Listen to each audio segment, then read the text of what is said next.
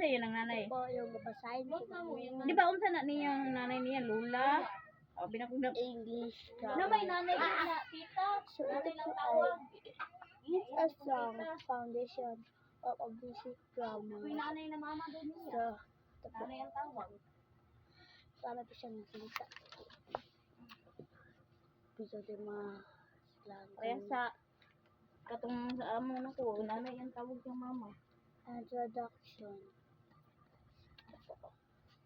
Nanay ako po atin. So, basahin natin ngayon. Dala sa, Ay, ano naman? ito. Si Papa naman ang kita niya. Nila. Pero ano ang classmate? Ito. Eh, 40-50 mas mama. Watching TV may Ubus bali mo. during my assignments. Should I avoid watching when I have class the following day? Use number 3. Use a semicolon.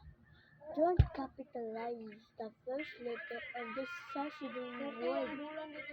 Ha? Ha? Example. Bulan sa? His cell phone was Asa? ringing. He said, mind a bit. Mind a bit. Libre na tubig. 4. Number 4. Use a semicolon followed by a Di ba, ang bayad ba? Libre ba na? Apilo ba na sa tuki? However, Bayad sa tubig o kuwente? therefore, as a result, caution feel free. So, ito. Next, example. It's been raining last night.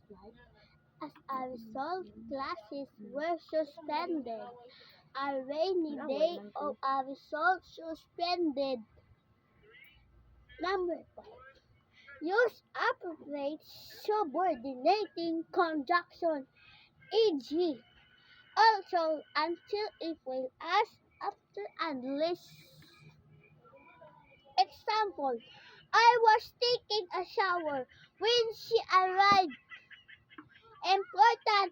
Sometimes correcting run-on sentences means changing the words in the sentence. Self of a rainy day of important is I was taking a shower when she arrived. Arrived. Don't forget to arrive as a result.